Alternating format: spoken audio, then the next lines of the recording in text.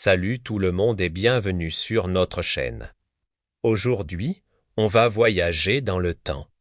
À une époque où la magie était encore présente dans les choses les plus simples, comme le crépitement d'un feu. Laissez-moi vous raconter l'histoire de Maeva et le chant du feu, une légende qui nous rappelle que notre plus grande force se trouve souvent là où on s'y attend le moins. Il y a très, très longtemps, au cœur d'une plaine immense et venteuse, vivait une jeune fille nommée Maeva. Son histoire n'a pas commencé sous les meilleurs auspices. Orpheline très jeune, elle fut recueillie par son oncle, un homme au cœur aussi dur que la pierre, et sa femme, dont le regard froid semblait geler tout ce qu'il touchait.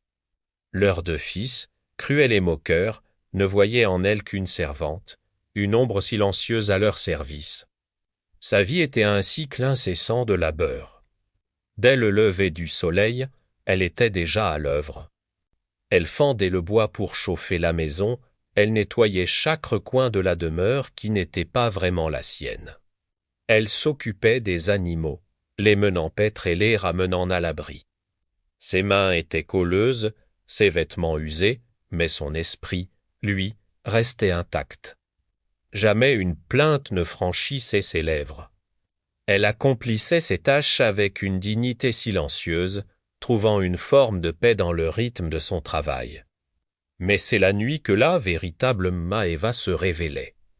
Lorsque le froid mordant de la plaine s'infiltrait à travers les murs, elle cherchait refuge près du foyer. Là, assise sur le sol dur, les genoux ramenés contre sa poitrine, elle laissait échapper ce qu'elle gardait précieusement en elle, sa voix. Elle chantait doucement, des mélodies empreintes de mélancolie et d'espoir. Des chansons pour se donner du courage, pour se rappeler qu'elle existait au-delà de sa condition de servante. Sa voix était d'une beauté si pure, si captivante, que même les flammes du foyer semblaient écouter. Elle dansait en rythme, leurs ombres s'étirant sur les murs comme si elle voulait l'accompagner. Le feu était son seul public, son seul confident.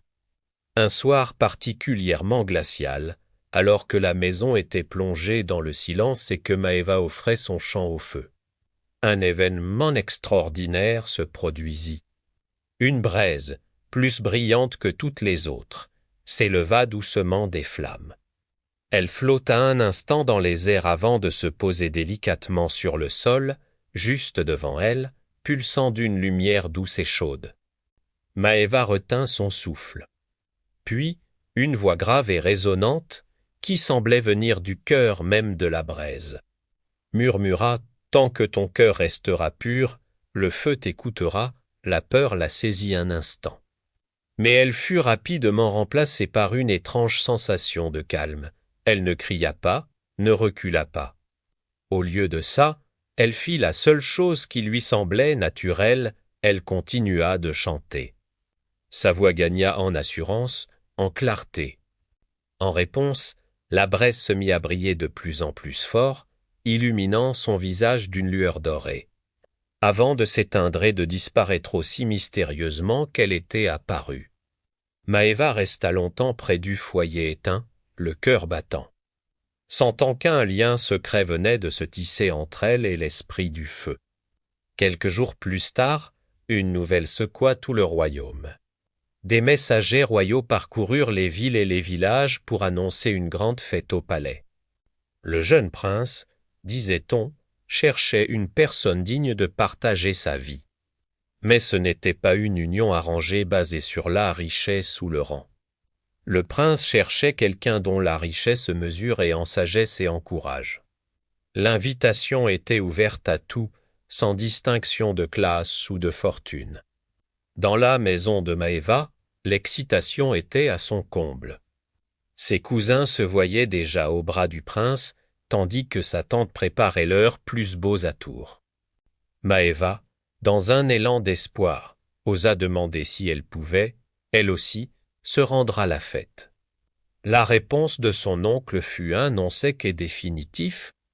Sa place était ici, près du foyer, pas au milieu des nobles au palais. Ce soir-là, le cœur de Maeva était lourd de déception. Pourtant, alors que la famille partait pour le palais, la laissant seule dans la pénombre, le feu du foyer se ranima de lui-même. Les flammes grandirent, dansant avec une énergie nouvelle. Et sous les yeux ébahis de Maëva, les cendres grises se mirent à tourbillonner. Elles s'assemblèrent, se tissèrent les unes aux autres, pour former une robe. Ce n'était pas une robe de soie ou de velours, mais une création simple et éclatante, comme si elle était faite de lumière chaude et de braises scintillantes. Maëva comprit alors le message de la voix. Le feu ne lui offrait pas un déguisement pour la transformer en quelqu'un qu'elle n'était pas.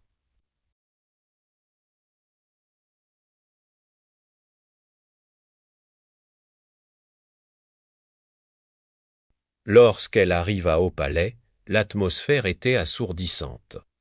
Les invités criaient, riaient, se vantaient de leurs richesses et de leurs exploits. Le prince, assis sur son trône, semblait las de tout ce bruit et de cette superficialité. Puis, Maëva s'avança. Elle ne dit rien, elle se contenta de chanter.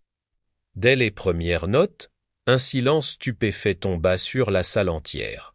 Sa voix s'éleva, pure et puissante. Elle ne chantait pas des histoires de conquête ou de trésors, mais des choses bien plus profondes.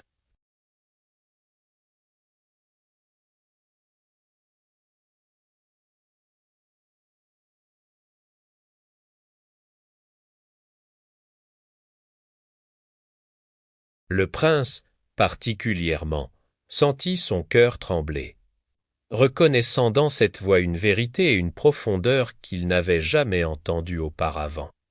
Mais comme dans les contes, la magie a ses limites. À minuit, alors que la fête battait encore son plein, Maëva sentit la chaleur de sa robe diminuer. La lumière qui l'habillait commença à s'éteindre doucement. Sans un mot, sans chercher à attirer l'attention, elle quitta le palais aussi discrètement qu'elle y était entrée, laissant derrière elle, sur les marches de marbre, une seule petite braise, encore chaude et pulsante. Dès le lendemain, le prince, obsédé par cette voix et cette mystérieuse jeune femme, lança des recherches dans tout le royaume. Il montra la petite braise qu'il avait précieusement recueillie, mais personne ne comprenait sa signification. Il interrogea des centaines de jeunes femmes, leur demandant de chanter pour lui, mais aucune voix ne ressemblait à celle qui avait capturé son cœur. Finalement, ses recherches le menèrent à la petite maison sombre au bord de la plaine. À travers une fenêtre, il aperçut une jeune fille, simplement vêtue, assise près du feu. Elle était en train de chanter. Une mélodie douce et triste qui flottait dans l'air. Il reconnut aussitôt la voix. C'était elle, le prince entra. Maëva, surprise, cessa de chanter.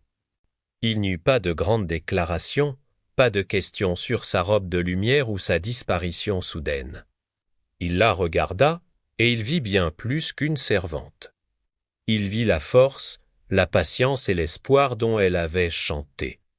Maëva ne demanda rien en retour. Elle n'essaya pas de prouver quoi que ce soit. Elle accepta simplement d'être elle-même cette jeune fille qui trouvait son courage dans le champ, près du feu. Et c'est cette authenticité que le prince était venu chercher. Cette histoire, la légende de Maëva, nous laisse avec une leçon simple mais incroyablement puissante. Les épreuves de la vie, la cruauté des autres, la solitude. Rien de tout cela ne peut vraiment éteindre la lumière que nous portons en nous. Votre voix intérieure, qu'elle s'exprime par le chant, l'art. La gentillesse ou simplement le courage de rester fidèle à vous-même est votre plus grand trésor. Celui qui garde sa voix, même dans l'ombre et le silence, même quand personne ne semble écouter, finira toujours, un jour ou l'autre, par être entendu. Merci beaucoup d'avoir écouté cette histoire avec moi. J'espère qu'elle vous a inspiré autant qu'elle m'a touché. N'oubliez pas que votre propre lumière n'attend que le bon moment pour briller. Si vous avez aimé ce conte, n'hésitez pas à laisser un pouce bleu, à partager la vidéo et surtout à vous abonner pour ne pas manquer nos prochaines histoires. Prenez soin de vous et à très bientôt.